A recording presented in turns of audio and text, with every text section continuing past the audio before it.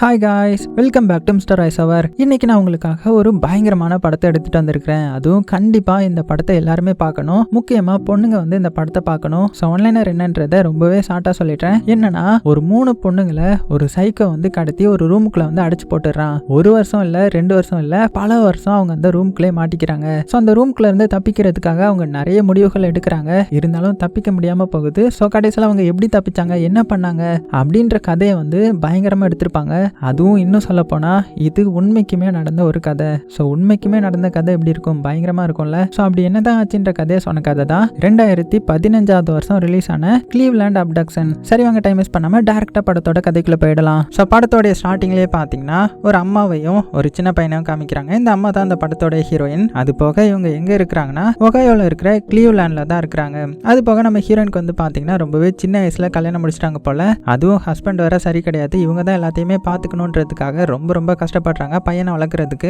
இருந்தாலும் அந்த கஷ்டம் எதுவும் பையனுக்கு தெரிஞ்சிடக்கூடாதுன்றதுக்காக ரொம்பவே பாசம் காட்டி அவனுக்கு எந்த ஒரு குறையுமே வராத மாதிரி தான் வளர்த்துட்டு இருக்காங்க. இருந்தாலுமே பார்த்தீங்கன்னா இப்போ கொஞ்ச நாளைக்கு முன்னாடி அவங்க ஒரு வேலை போயிருக்கும். அதனால இப்போ வேலை இல்லாததுனால காசும் இல்லாம ரொம்பவே கஷ்டப்படுறாங்க. ஸோ இப்படி இருக்க இன்னைக்கு பார்த்தீங்கன்னா இவங்களுக்கு ஒரு ஆஃபர் வருது. ஒரு கடையில இருந்து ஜாப் இன்டர்வியூ மாதிரி வைக்கிறாங்க போல. ஸோ அதனால இந்த பையனை யார் வீட்லயாவது விட்டுட்டு போகணும்ல, அதனால இவங்களுடைய பையனை யாராவது பார்த்துக்கணும் இல்லையா. ஸோ அவங்களுடைய அம்மாவுடைய வீட்டிலேயே விட்டுட்டு போறாங்க. அம்மாவை பார்த்தீங்கன்னா ரொம்பவே டெரரா இருக்கிறாங்க.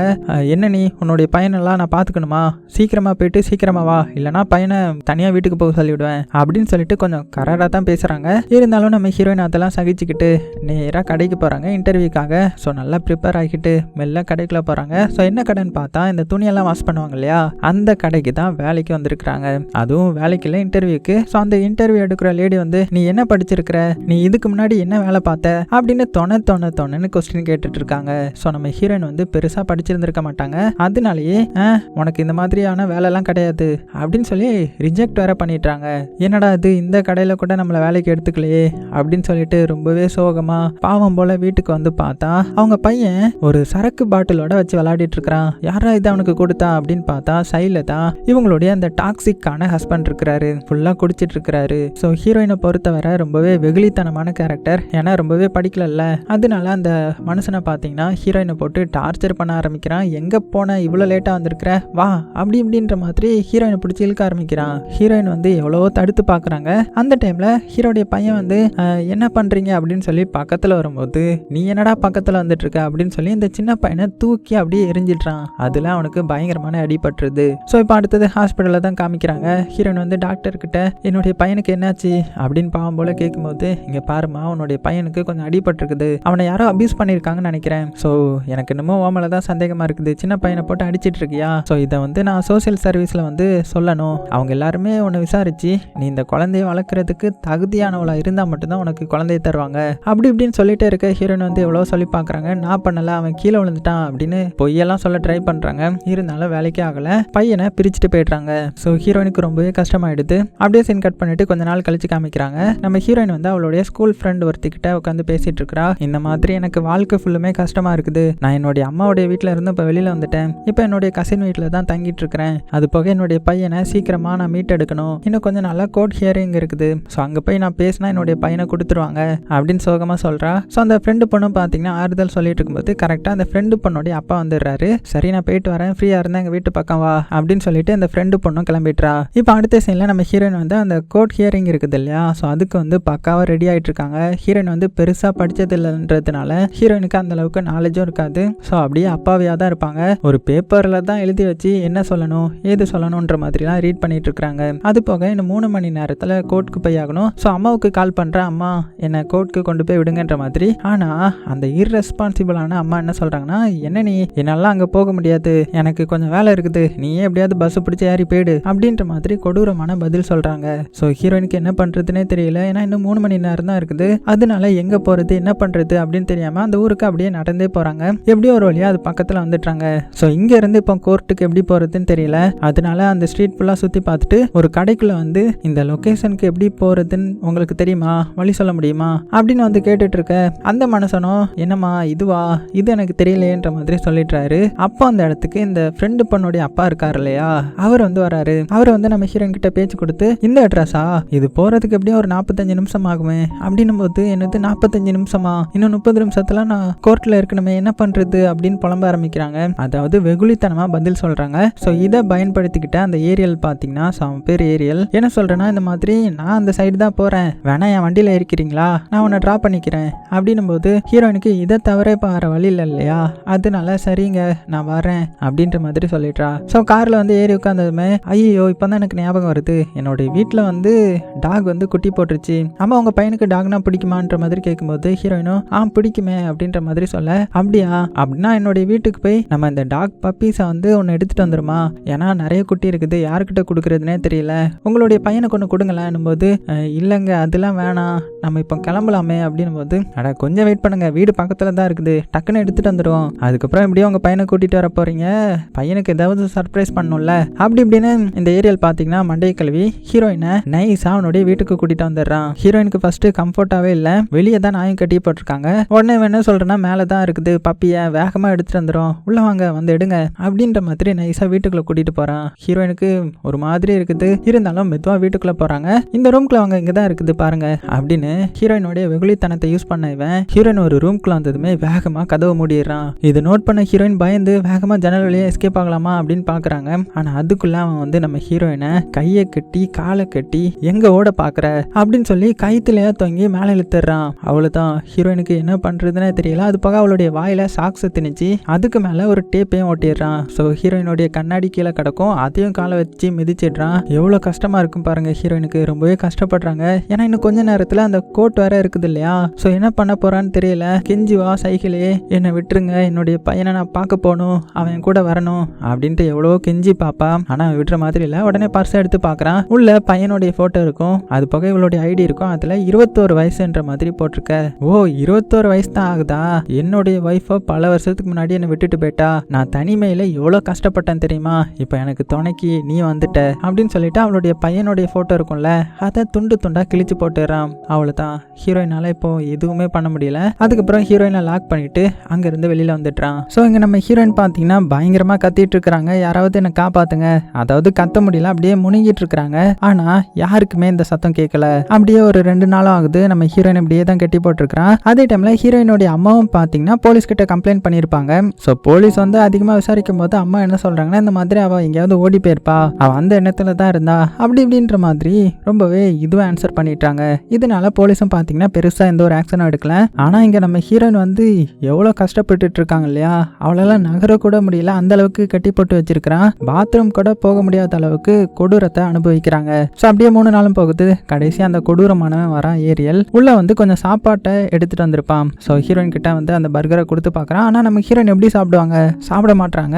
உடனே என்ன பண்றான்னா, அந்த கொடூரன் நம்ம ஹீரோயினை அப்படியே அலைக்கா தூக்கிட்டு பேஸ்மெண்ட்டுக்கு போறான். பேஸ்மெண்ட்டுக்கு கூட்டிட்டு போய் ஹீரோயினை கொடூரமா சித்திரவதை பண்றான். சோ சித்திரவதை பண்ணிட்டு அவனுடைய ஆசையெல்லாம் முடிஞ்சதுக்கு அப்புறம் ஒரு $10 அவகிட்ட காமிச்சு, இந்தா இதான் உனக்கான பேமெண்ட் அப்படின்னு கேவலமா அதை தூக்கி போடுறான். அது போக அப்புறமா அவளை அந்த கம்பியில கட்டி போட்டு, இங்க பாரு உன்னை பத்தி யாருமே ரிப்போர்ட் பண்ணல, போலீஸும் உன்னை தேடல, அதனால இனிமேல் நீ இங்கதான் இருக்க போற அப்படின்னு வில்லத்தனமா சிரிச்சுட்டு அங்கிருந்து போறதுக்கு முன்னாடி ஹீரோயின் வாயில மறுபடியும் அந்த சாக்ஸை சொருவி அவளுடைய மண்டையில ஹெல்மெட்டையும் மாட்டி விட்டுட்டு போறான். ஏன்னா அப்பதான் கத்துற சத்தம் வெளியில கேட்காதுன்றதுக்காக. அதே டைம்ல இந்த வீட்டுக்கு இந்த ஏரியலோடைய அம்மா வந்திருப்பாங்க. அதனால வெளியில வச்சு அவங்க கிட்ட பேசிட்டு இருக்கும்போது ஹீரோயின் வந்து அப்படியே தலையை போட்டு ஆட்டிட்டு இருக்காங்க. அந்த சத்தம் இவங்களுக்கு கேட்குற மாதிரி இருக்குது. இருந்தாலும் அந்த சவுண்டுக்கு இவன் கொஞ்சம் சவுண்ட் கொடுத்து மேட்ச் பண்ணிட்டு ஒன்னும் இல்லைன்னு சொல்லிட்டு இவனுடைய அம்மாவை அனுப்பி வச்சிடறான். அதுக்கப்புறம் நேரா பேஸ்மெண்ட்டுக்கு வரான், சாப்பாடு எடுத்துட்டு வரான். நூடுல்ஸ் வச்சிருந்திருப்பான் போல, அதை எடுத்து வாய்க்குள்ள வேனுக்குனே அந்த ஸ்பூனை வந்து திணிக்கிறான். இந்த மாதிரி டார்ச்சர் பண்ணி தான் சாப்பாடையும் ஃபோர்ஸ் பண்ணி கொடுக்குறான். அது போக இந்த ஏரியல் வந்து என்ன ஒர்க் பண்ணுவானா, அந்த பேண்ட் இருக்கு இல்லையா, அந்த பேண்ட் டீம்ல வந்து இந்த கிட்டார் வாசிக்கிறதுன்ற மாதிரி ஒரு சின்ன சின்ன வேலை பார்த்துட்டு இருப்பான் போல. அதெல்லாம் முடிச்சதுக்கு அப்புறம் டெய்லி வீட்டுக்கு வர்றது, வீட்டுக்கு வந்து ஹீரோயினை சித்திரவதை பண்றது அப்படின்ற மாதிரியே போயிட்டு இருக்க.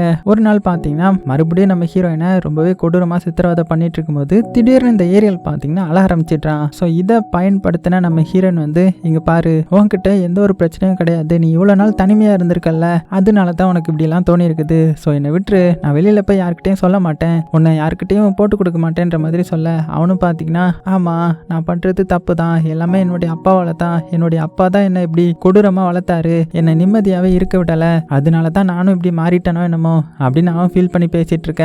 இதை பயன்படுத்திக்கிட்ட நம்ம ஹீரோயினும், ஆமா அதே தான் காரணம், ஸோ நீ வெளியில போய் விட்டுரு, என்ன என்னால நடக்க கூட முடியல அப்படின்னும் போது, சரி சரி நான் உன்னை விட்டுறேன் போறேன் சரியா அப்படின்னு ஹீரோயினை தூக்கிட்டு வெளியில விடுறதுக்காக போறான். ஹீரோயினுக்கு மனசுக்குள்ள லைட்டா சந்தோஷம் இருக்கும். ஆனா அது கொஞ்ச நேரம் கூட நீடிக்கல. ஏன்னா ஹீரோயினை மறுபடியும் தூக்கிட்டு பெட்ரூமுக்கு வந்து போட்டு என்னை ஏமாத்தலாம்னு நினைச்சியா, என்னை யாரும் ஏமாத்த முடியாது அப்படின்னு சொல்லி அங்க வச்சு சித்திரவதை பண்றான். அது போக இனிமேல் நீ இந்த பெட்ரூம்ல தான் கிடக்கணும் அப்படின்னு சொல்லிட்டு சைட்ல இருக்கிற விண்டோ எல்லாத்துலயும் பாத்தீங்கன்னா இந்த ஆணி வச்சு அடிச்சு கம்ப்ளீட்டா லாக் பண்றான். ஏன்னா நம்ம ஹீரோயின் வெளியில எதையுமே பார்க்க கூடாதுன்றதுக்காக. அப்படியே நாட்கள் போகுது. நம்ம ஹீரோயினும் உள்ளே மாட்டிருக்காங்க. அவங்களுக்கு சாப்பாடு கொடுக்கறது, இவன் சித்திரவதை பண்றது அப்படின்றத மாறி மாறி பண்ணிட்டு இருக்கிறான். அப்போ ஒரு நாள் என்ன பண்றாங்கன்னா நம்ம ஹீரோயின் வந்து சோகத்துல பாட்டு படிக்க ஆரம்பிக்கிறாங்க. அந்த சவுண்ட் அவன் வெளியில கேட்டுட்டு இருந்து வேகமா உள்ள வந்து நீ பாட்டு அப்போ உனக்கு பாடலாம் தெரியுமா, பாடு பார்க்கலாம் அப்படின்னு சொல்லி பாட சொல்லி எனக்காக ஒரு லிரிக்ஸ் எழுதி தாயேன் அப்படின்னு சொல்ல நம்ம ஹீரோயினும் பாத்தீங்கன்னா அதுக்கான லிரிக்ஸ் வந்து எழுதி வச்சுட்டு இருந்திருப்பாங்க போல ஆல்ரெடி. அதை கொடுக்குறாங்க.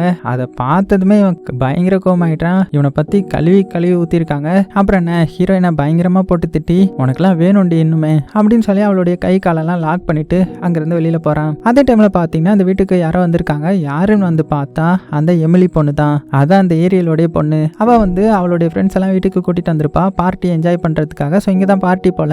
உடனே அவர் என்ன சொல்றாருன்னா இந்த மாதிரி என்னுடைய திங்ஸ் எல்லாத்தையுமே நான் மேலே கொண்டு போயிருக்கேன். ஸோ நீ மேலே வராத, கீழே இருந்து என்ஜாய் பண்ணு அப்படின்னு நைஸா சொல்ல இந்த பொண்ணு பார்த்தீங்கன்னா சரிப்பா நாங்கள் மேலே வரல, இங்கேயே பார்ட்டி பண்றோம் அப்படின்னு கீழே உட்காந்து நல்லா மியூசிக்லாம் போட்டு என்ஜாய் பண்ணிட்டு இருக்காங்க.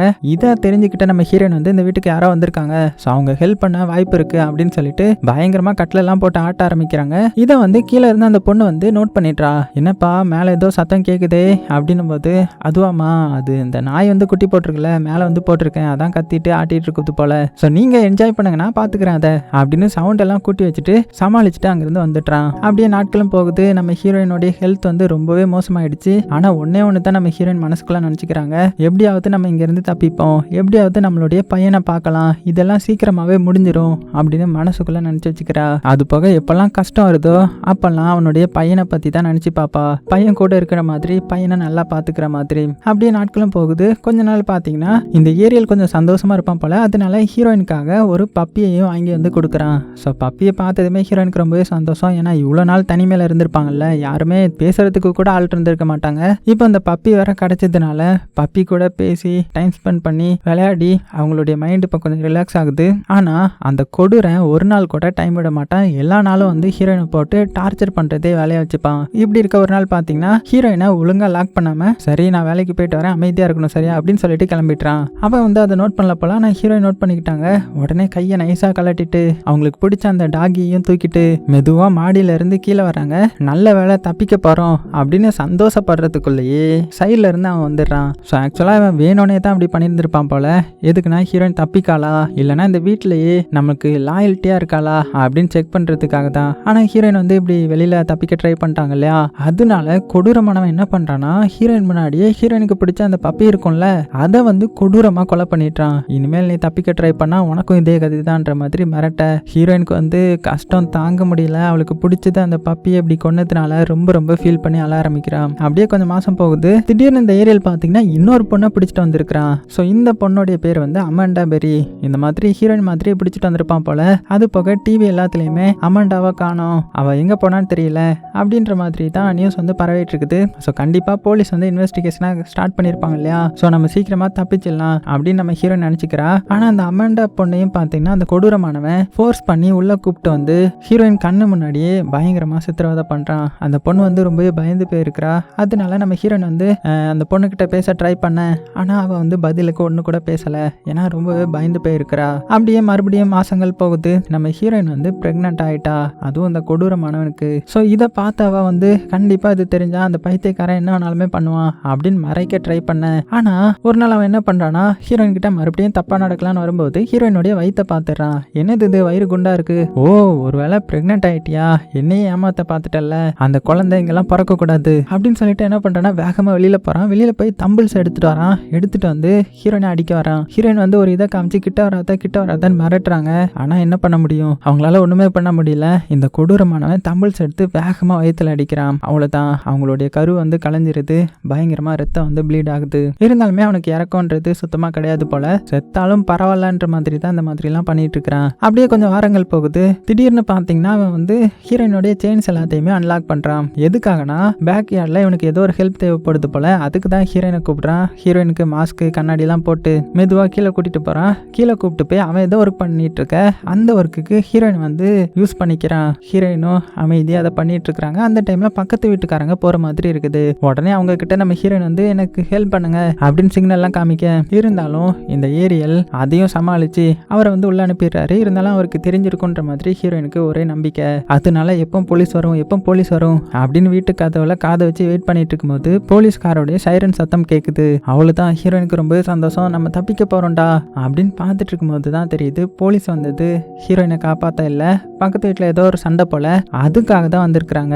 அவ்வளவுதான், ஹீரோயினுக்கு வந்து ரொம்பவே மனசு கஷ்டமாயிடுது. அதனால இதுக்கப்புறம் நம்ம உயிரோட இருக்கக்கூடாது, செத்துடலாம் அப்படின்னு கையை அறுத்துட்டு சாகலான்னு போறாங்க. அந்த டைம்ல அவளுக்கு அவளுடைய பையனுடைய ஞாபகம் தான் வருது. ஸோ நான் என்னுடைய பையனை நல்லா பார்த்துக்கணும், என்னுடைய பையனை பார்த்துக்க எனக்கு தகுதி இருக்குன்றதை நான் ப்ரூவ் பண்ணணும், ஸோ நான் சாகக்கூடாது அப்படின்னு சொல்லி அதையும் கேன்சல் பண்ணிட்டாங்க. இப்போ அப்படியே கொஞ்சம் மாசம் போகுது. சவுத்துல பார்த்தீங்கன்னா 5ஆம் நம்பர் ஸ்டிக்கரை வந்து நம்ம ஹீரோயின் ஒட்டுறாங்க. ஸோ என்னன்னு பார்த்தா நம்ம ஹீரோயினுடைய பையனுக்கு இன்னைக்கு தான் 5 வயசு போல. அப்படின்னா நம்ம ஹீரோயினிங்க வந்து கிட்டத்தட்ட 2 வருஷம் ஆகுது. 2 வருஷமும் இப்படி கொடூரமான சித்திரவதையெல்லாம் அனுபவிச்சுக்கிட்டு தான் கஷ்டம் தாங்க முடியாம இந்த வீட்டில் வந்து அடப்பட்டு இருக்காங்க. அப்படியே அடுத்த சீன்ல பார்த்தா இந்த ஏரியல் இருக்கான்ல கொடூரமானவன், அவன் அந்த இடத்துக்கு இன்னொரு பொண்ணையும் கடத்தி கூட்டிட்டு வந்திருக்கான். ஸோ இப்போ டோட்டலா 3 பேரை கடத்தி வீட்டுக்குள்ள வச்சிருக்கான். ஸோ பக்கத்து வீட்டுக்காரங்களும் ஏதோ சொல்லியிருப்பாங்க போல போலீஸ் கிட்ட, இந்த மாதிரி ஏதோ சத்தம் வருதுன்ற மாதிரி. ஆனா போலீஸ் வந்து அதை பெருசா கண்டுக்காம, அப்படியா இன்னொரு வாட்டி சத்தம் வந்தா சொல்லுங்க அப்படின்ற மாதிரி அலட்சியமா போயிட்டுறாங்க. ஸோ வீட்டுக்குள்ள பார்த்தா 3ஆவதா ஒரு பொண்ணை கூப்பிட்டு வந்திருப்பான் இல்லையா, ஸோ அந்த பொண்ணுடைய பேரு கினா. அது போக இவ அவங்களுக்கு துணையா இருப்பா, எனக்கும் தான் அப்படின்னு வில்லத்தனமா பேசி எல்லாருமே ஒற்றுமையா இருங்க சரியா, நானும் வருவேன் அப்படின்னு சொல்லிட்டு அங்கிருந்து அப்படியே கிளம்புறான். ஸோ 3 பேரும் என்ன பேசிக்கிறாங்கன்னா, கண்டிப்பா நம்ம இங்கிருந்து தப்பிக்கணும், இவன் எவ்வளவு நாளைக்கு தான் இப்படி பண்ணிட்டு இருக்க முடியும், ஏதாவது சின்ன தப்பு பண்ணுவோம், அந்த டைம்ல நம்ம தப்பிச்சு வெளியில போயிடலாம் அப்படின்னு பேசி வச்சுக்கிறாங்க. அந்த டைம்ல இப்ப நிறைய பேர் வந்து காணாம போறாங்க இல்லையா, அதனால மிஸ்ஸிங் போஸ்ட் எல்லாம் ஒட்டிருக்காங்க. அதுலயும் 3ஆவதா காணாம போன ஜார்ஜினா இருக்கா இல்லையா, அவங்க வீட்டுல வந்து ரொம்பவே இது பண்றாங்க. அது போக காணாம போனதுக்காக ஊர்ல இருந்த கம்யூனிட்டி எல்லாமே பாத்தீங்கன்னா மீட்டிங் மாதிரி ஆர்கனைஸ் பண்ணி ரொம்பவே ஃபீல் பண்ணிட்டு இருக்கும்போது இந்த ஏரியல் அதான் அந்த கொடூரமானவன் அவனும் பாத்தீங்கன்னா அந்த மீட்டிங்க்கு வந்து இந்த மாதிரி 3ஆவது பொண்ணுடைய அம்மா கிட்ட, உங்க பொண்ணு சீக்கிரமா கிடைச்சிருவா, நான் கடவுள்கிட்ட வேண்டிக்கிறேன், ஏன் கடவுள் இப்படிலாம் சோதிக்கிறான், எனக்கும் ஒரு பொண்ணு இருக்குது, அவ காணாம போனா எனக்கு எவ்வளவு கஷ்டமா இருக்கும் அப்படி இப்படின்ற மாதிரி நல்லவ மாதிரி பேசிட்டு இருக்கிறான். அட பாவின்ற மாதிரி தான் இருக்கும். பேசிட்டு நேரா வீட்டுக்கு வந்து டிவியை போட்டு விட்டு அந்த ரெக்கார்டையும் காட்டுறாங்க. பார்த்தல என்னை எவனுமே நம்பல, சோ நீங்க 3 பேரும் எனக்கு ஒய்ஃப் மாதிரி அப்படின்னு லூசுத்தனமா பதில் சொல்லிட்டு இருக்க. டக்குன்னு என்ன பண்ணிடுறான்னா அந்த 3ஆவது கூட்டிட்டு வந்த ஜார்ஜினா பொண்ணை பயங்கரமா சித்திரவதை பண்ண ஆரம்பிக்கிறான். ஸோ இதை பார்த்து நம்ம ஹீரோன் எவ்வளவோ தடுக்க பாக்குறாங்க, பட் பாவம் அவங்களால முடியல. அப்படியே நாட்களும் போகுது. இந்த 3 பேராலையும் பாத்தீங்கன்னா தப்பிக்க முடியல. அப்படியே ஒரு நாள் அவங்க டிவி பார்த்துட்டு இருக்கும்போது அதுலதான் தெரியுது இந்த அம்மாண்டா இருக்கால, அதான் 2ஆவதா கடத்திட்டு வரப்பட்ட பொண்ணு, அந்த பொண்ணுடைய அம்மா வந்து ஹார்ட் அட்டாக்ல வந்து இறந்து போயிட்டாங்க போல. ஸோ அவ ரொம்பவே கஷ்டப்பட்டுறா. அவளுக்கு இதுக்கு மேல இருக்க பிடிக்கல, சாகலான்ற மாதிரி ட்ரை பண்ணும்போது நம்ம ஹீரோயின் தான் ஆறுதல் சொல்றேன், நம்ம இங்கிருந்து எப்படியாவது தப்பிச்சிரோன்ற மாதிரி. அப்படியே மறுபடியும் மாதங்கள்லாம் ஓட ஆரம்பிக்குது. அப்போ அந்த ஏரியல் இருக்கான்ல கொடுறேன், அவன் என்ன பண்றானா எல்லா பொண்ணுங்கிட்டே வந்து அவங்களுடைய செயின் எல்லாத்தையுமே ரிலீஸ் பண்ணி விட்டுறான். ரிலீஸ் பண்ணி விட்டு அவங்கள மெயின் ரூமுக்கு கூட்டிட்டு வரான். ஸோ ஆக்சுவலா என்ன பண்ணிருப்பானா, இப்போ வீடு ஃபுல்லுத்தையுமே கவர் பண்ணிருப்பான். ஸோ கவர் பண்ணிட்டு இங்க வந்து என்ன சொல்றானா, இந்த மாதிரி நம்ம இனிமேல் ஃபேமிலியா இருக்க போறோம், நீங்க எல்லாருமே என்னுடைய ஒய்ஃப் மாதிரி ஓகேவா, அதுலயும் இந்த அமெண்டா இருக்கால அவ வந்து பிரெக்னண்டா இருக்கிறா, ஸோ அந்த குழந்தைய நான் வளர்க்கலான் இருக்கிறேன் அப்படின்னு ஒரு பெரிய குண்டத்துக்கு போடுறான். ஸோ எல்லாத்துக்கும் கஷ்டமா இருக்குது, இருந்தாலும் அவங்களால ஒண்ணுமே பண்ண முடியல. அப்படியே மறுபடியும் மாதங்கள் எல்லாம் ஓட ஆரம்பிக்குது. இவங்க எல்லாருமே அதே வீட்டுக்குள்ள வெளியில போக முடியாம தவிச்சிட்டு இருக்கும்போது திடீர்னு ஒரு நாள் இந்த அமெண்டாவுக்கு பிரெக்னன்ட் பெயின் வர ஆரம்பிக்குது. அதனால கத்த ஆரம்பிக்கிறா. ஸோ இதை பார்த்த ஏரியல் அவளை ஹாஸ்பிட்டல் கூட்டிட்டு போனோம் இல்லையா, ஆனா ஹாஸ்பிட்டல் கூட்டிட்டு போனா கண்டிப்பா அவன் மாட்டிப்பான்றது நல்லாவே தெரியும். அதனால நம்ம ஹீரோயினையும் அந்த இன்னொரு பொண்ணையும் பிரசவம் பார்க்க சொல்லி மிரட்டுறான். அவங்களுக்கு என்ன தெரியும், இருந்தாலும் எதேதோ பண்றாங்க.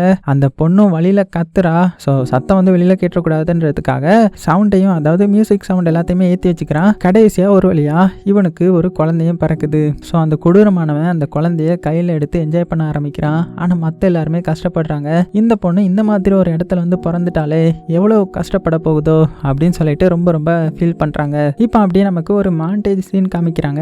என்னன்னா இந்த சின்ன குழந்தை அப்படியே கொஞ்சம் கொஞ்சமா வளர்ற மாதிரியும், அவங்க அந்த சின்ன குழந்தைய நல்லா பாத்துக்கிற மாதிரியும், சின்ன குழந்தை இந்த ஹீரோயினையும் இன்னொரு பொண்ணும் இருக்கால அவளை ஆன்ட்டியா பாக்குற மாதிரியும், அப்படியே நாட்கள் போகுது, வருடங்கள் போகுது. கடைசியா அந்த பொண்ணும் நல்லா வளர்ந்துட்டா. அது போக நம்ம ஹீரோயினும் அந்த செவுத்துல 14ன்ற மாதிரி போட்டோ ஓட்டுறா. அதாவது இவளுடைய பையன் இருப்பான்ல, அவனுக்கு இன்னைக்கு 14வது வயசு போல. அதாவது கிட்டத்தட்ட நம்ம ஹீரோயின் மட்டுமே ஒரு 12-13 வருஷம் அந்த ரூம்குள்ள இருந்திருப்பாங்க. இன்னுமே வெளிச்சத்தை பார்க்கல, வெளியே பார்க்கல, வேற மக்களை பார்க்கல, இதே ரூம்ல கஷ்டப்பட்டுட்டு இருக்காங்க. இருந்தாலுமே நான் என்னுடைய பையனை எப்படியாவது பார்த்து பார்த்துருவேன், அவங்க கிட்ட பேசிடுவேன் அப்படின்னு ஒரே நம்பிக்கையில் மட்டும் வாழ்ந்துட்டு இருக்கிறாங்க. இப்படி இருக்க ஒரு நாள் என்ன ஆகுதுன்னா, அந்த சைக்கோ வந்து எல்லாரும் முன்னாடியும் பேசிட்டு இருக்கிறான். அது போக இவனுக்கு வேலை வேற போயிடுச்சு போல, அடுத்த வேற வேலை கிடைக்கல போல. ஸோ வேலை இருந்தால் தானே இவனால சாப்பிட முடியும், மற்றவங்களுக்கும் சாப்பாடு வாங்கிட்டு வர முடியும். அதனால கஷ்டப்பட்டுட்டு இருக்கும்போது அந்த சின்ன குழந்தை வந்து, அப்பா எதுக்கு அந்த ஆன்டிஸ் எல்லாத்தையுமே என்ன வெளியில கூட்டிட்டு போக விட மாட்டீங்க, நீங்க மட்டும் வெளியில போறீங்க, அவங்களையும் வெளியில போக விடுங்க அப்படி இப்படின்ற மாதிரி சொல்லிட்டு இருக்க. உடனே இவன் அந்த சின்ன பொண்ணுடைய வாயை பொத்திட்டு அவளுடைய அம்மா கிட்ட ஒழுங்கா பாத்துக்கோ இல்லைன்னா அவ்வளவுதான் அப்படின்னு மிரட்டிட்டு, நான் போய் சாப்பிட்றதுக்கு ஏதாவது வாங்கிட்டு வரேன் அப்படின்னு சொல்லி வெளியில வரான். ஆனா வந்த அவசரத்துல இவன் மெயின் டோரை வந்து லாக் பண்ணாம விட்டுட்டான். ஸோ இதை வந்து அந்த சின்ன பொண்ணு நோட் பண்ணிடுறா. ஸோ அந்த சின்ன பொண்ணுடைய அம்மாவை கூப்பிட்டு, அம்மா வெளியில போகலாம் அப்படின்னு கூப்பிடவும் அவளும் பாத்தீங்கன்னா போகலான்னு பாக்குறா. ஆனா மத்தவங்களுக்கு இது என்னன்ற மாதிரி தோணும், அதுவும் மெயினா ஹீரோயினுக்கு என்னன்ற மாதிரி தோணும், இது ஒரு ட்ராப்பா இருக்கும்ல, ஏன்னா ஆல்ரெடி இந்த மாதிரி செக் பண்ணிருப்பான்ல, ஸோ இதனால இது ஒரு ட்ராப்பா இருக்கலாம் பார்த்து அப்படின்னு சொல்ல. இருந்தாலும் அந்த அமாண்டான்ற பொண்ணு மெதுவா கதவை வந்து பாக்குறா. அதுல மெயின் கதவை பூட்டாம விட்டுருக்கான். ஸோ இது தெரிஞ்சதுமே அதை திறந்து வெளியில போற மக்கள் கிட்ட காப்பாத்துங்க காப்பாத்துங்க அப்படின்ற மாதிரி கத்த ஆரம்பிக்க அவங்களும் சாக்காகி பக்கத்துல வராங்க. அப்புறம் என்ன, அந்த சின்ன குழந்தையும் காப்பாத்திட்டாங்க, அமண்டாவையும் காப்பாத்திட்டாங்க, போலீஸ்க்கும் இன்ஃபார்ம் பண்ணிட்டாங்க. ஆனா உள்ளேயே பாத்தீங்கன்னா இன்னும் 2 பேர் இருக்காங்கல்ல, அவங்களுக்கு இன்னுமே வெளியில வர முடியல. ஏன்னா அவங்களுக்கு பயமா இருக்குது, ஒருவேளை அவன் தான் ட்ராப் செட் பண்ணிருப்பானோன்ற மாதிரி. அதே டைம்ல கொஞ்ச நேரத்துல போலீஸ் வந்துடுறாங்க. பரபரப்பா வீட்டை உடைச்சிட்டு உள்ள போறாங்க. உள்ள போய் பார்த்தா நம்ம ஹீரோயின் வந்து அழுதுட்டு இருக்காங்க. ஏன்னா அவங்க இன்னுமே இது ட்ராப்ன்ற மாதிரி நினைச்சிட்டு இருக்காங்க. ஆனா இந்த போலீஸ்காரங்க பேசினதுக்கு அப்புறம் தான் அவளுக்கு நம்பிக்கை வருது. வேகமா வந்து போலீஸ்காரரை கட்டி பிடிச்சிக்கிறா. ஸோ அந்த அளவுக்கு அவ கஷ்டப்பட்டு போல. அப்புறம் என்ன, அந்த போலீஸ்காரங்க அங்க இருக்கிற அந்த ஜார்ஜினாவையே பாக்குறாங்க. பார்த்துட்டு, ஒன்னுதான் நாங்க 9 வருஷம் தேடிட்டு இருக்கோம், நீ இங்கதான் இருக்கியா அப்படின்னு சாக்காக்குறாங்க. சோ வெளியில கூட்டிட்டு வந்துடுறாங்க. சோ நம்ம ஹீரோயின் வந்து ஃபர்ஸ்ட் டைம் வெளியில வரா. அந்த வெளிச்சம்லாம் அவளுடைய மூஞ்சில பட்டு அப்படியே கண்ணே அப்படியே ஒயிட்டா தெரியுது.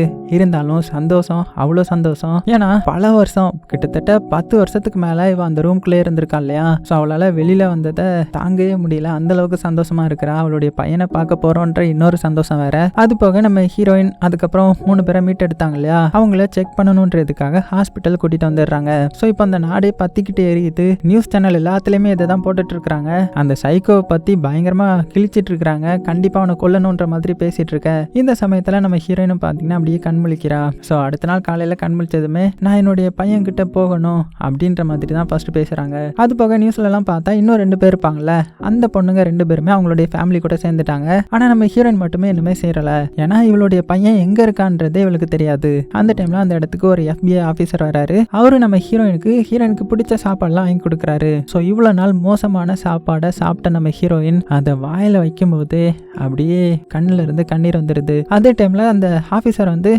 இந்த டிஷ்யூ பேப்பர் அப்படின்ற மாதிரி கொடுக்கும்போது இவளுக்கு அப்படியே பதற்றமாகுது. ஏன்னா அந்த டிஷ்யூ பேப்பரை வச்சுதான் வாய்க்குள்ள வச்சு அடைச்சிருப்பான். ஸோ அதெல்லாம் நினைச்சு பார்த்து இப்போ ரொம்பவே ஃபீல் பண்றா. அதுக்கப்புறம் அடுத்த சீன்ல பாத்தீங்கன்னா நம்ம ஹீரோயினை வந்து அவளுடைய அம்மா வந்து மீட் பண்ண வராங்க.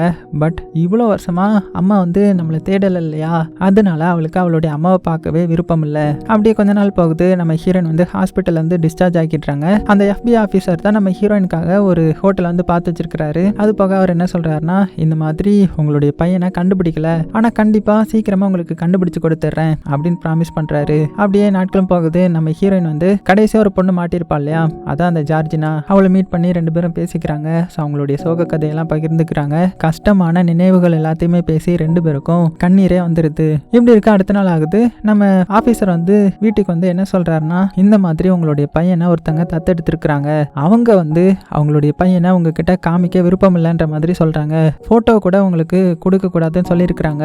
ஏன்னா அந்த பையனுடைய வாழ்க்கை அது மூலமா போயிடும்ன்ற மாதிரி பயப்படுறாங்க அப்படின்ற மாதிரி சொல்ல, அவ்வளவுதான் ஹீரோயினுக்கு பயங்கர கஷ்டமா இருக்குது. அவளால ஏத்துக்கவே முடியல, ஃபீல் பண்ண ஆரம்பிக்கிறாங்க. ஸோ ஹீரோயின் நினைச்சா இப்போ கோர்ட்ல போய் கேஸ் போட்டு அவளுடைய பையனை பார்க்கலாம், பேசலாம். இருந்தாலுமே அவளுடைய பையனுடைய நல்லதுக்காக நான் என்னுடைய பையனை பார்க்க வேண்டாம், அவன் நல்லா இருக்கான்ல அது போதும் எனக்கு, இத்தனை வருஷமா நான் இதை தான் எதிர்பார்த்தேன், அவன் நல்லா இருக்கணும்ன்றது தான், அவன் என் கூட இருக்கிறத விட அங்க இருந்தா நல்லா இருப்பான் அப்படின்னு சொல்லிட்டு ஒரு தாயா ரொம்பவே ஸ்ட்ராங்கான முடிவு எடுக்கிறாங்க. அதுக்கப்புறம் அடுத்த சீன்ல பாத்தீங்கன்னா நம்ம ஹீரோயின் வந்து எங்கேயோ ரெடி ஆக்குறாங்க. எங்க போறதுக்குன்னா கோர்ட்டுக்கு தான். ஏன்னா அந்த சைக்கோவை பிடிச்சிருந்திருப்பாங்க, பிடிச்சி கோர்ட்ல வச்சு அவனுக்கு அகைன்ஸ்டா எல்லாத்தையுமே சொல்லணும். அதுக்காக ப்ரிப்பேர் ஆக்கி கோர்ட்ல போய் தைரியமா எல்லார் முன்னாடியும் என்னென்ன நடந்துச்சு அப்படின்னு என்னென்ன சித்திரவதைன்னு எல்லாத்தையுமே சொல்றாங்க. ஸோ கோர்ட்டும் பார்த்தீங்கன்னா இவனுக்கு லைஃப் டைம் ஜெயில் தண்டனை கொடுக்குறாங்க. அதுக்கப்புறம் நம்ம ஹீரோயின் வெளியில வராங்க. இப்போ ரொம்ப ஃப்ரீடமா இருக்கிற மாதிரியும், அதுக்கு அடுத்த சீன்ல இன்னும் 2 பொண்ணும் மாட்டிருப்பாங்கல்ல, அவங்க எப்படி இருக்கிறாங்கன்ற மாதிரி காமிச்சிட்டு கடைசியில் நம்ம ஹீரோயின் வந்து அவளுடைய பையன் சின்ன வயசு போட்டோ இருக்கும் இல்லையா, அதே பார்த்துக்கிட்டே வாழ்ந்துடலான்ற மாதிரி முடிவு எடுத்துட்டாங்க. அதோட இந்த படத்தையும் முடிக்கிறாங்க. ஸோ போஸ்ட் கிரெடிட் சீன்ல பார்த்தீங்கன்னா என்ன போடுறாங்கன்னா, இந்த மாதிரி அந்த சைக்கோ இருக்கான் இல்லையா, அவனுக்கு லைஃப் டைம் ஜெயில் கொடுத்துருந்தாங்கல்ல, ஆனால் அவன் ஜெயிலுக்கு போன ஒரே மாசத்துல தூக்கு மாட்டி அவனே செத்து போயிட்டான்ற மாதிரி போட்டுட்டு நம்ம ஹீரோயின் வந்து ஏதோ ஒரு ஹோட்டலில் சமைக்கிற வேலை பார்க்குறாங்க. அது போக அவங்களுக்கு பாட்டு படிக்கிறதுனா ரொம்பவே பிடிக்கும். ஸோ பாட்டு படிக்கிறது, ட்ரா பண்ணுறது, அது போக அவளுடைய ஃப்ரீடமை என்ஜாய் பண்ணுறதுன்னு சொல்லிட்டு அவளுடைய புது வாழ்க்கையை ரொம்பவே சூப்பராக பயணிக்கிறாங்க. அது போக இவளுக்கு நடந்த கொடுமை எல்லாத்தையுமே, அது போக அவங்க இத்தனை வருஷமா என்னென்ன கொடுமை அனுபவிச்சாங்க, எப்படி தப்பிக்கலாம்லாம் ட்ரை பண்ணாங்க, ஒவ்வொரு நொடியும் எப்படி இருந்துச்சு அப்படின்றதெல்லாம் ஒரு புக்காக எழுதி அதை வந்து பப்ளிஷ் பண்ணுறாங்க. அது வந்து பயங்கரமாக ஹிட் அடிக்குது. அது போக அந்த புக்கு வந்து நிறைய பேருக்கு யூஸ்ஃபுல்லாக இருக்குன்ற மாதிரி காமிச்சு இந்த படத்தை முடிக்கிறாங்க. ஸோ எப்படி இருந்துச்சு? பயங்கரமாக இருந்துச்சா? ஸோ கேட்குற நமக்கே எப்படி இருந்துச்சுன்னா ஹீரோயினுக்கு எப்படி இருந்திருக்கும்? கிட்டத்தட்ட 11 வருஷத்துக்கு மேலே அந்த வீட்டில் வந்து அடப்பட்டு இருந்திருக்காங்க. அதுவும் ஒரு சைக்கோ கிட்ட சித்திரவதையை அனுபவிச்சுக்கிட்டு. ஸோ எப்படி இருந்திருக்கும்? நினச்சி பார்க்கவே கஷ்டமாக இருக்குல்ல? ஸோ நீங்கள் என்ன நினைக்கிறீங்கன்றத மறக்காம கீழே கமெண்ட் பண்ணுங்க. ஹீரோயின் தப்பிக்க வேற ஏதாவது வழி இருந்திருக்கலாமான்றத மறக்காம கீழே கமெண்ட் பண்ணுங்க. ஸோ சேஃபாக இருங்க. உங்களுக்கு பிடிச்ச எல்லாத்தையுமே ரொம்ப ரொம்ப சேஃபாக பார்த்துக்கோங்க.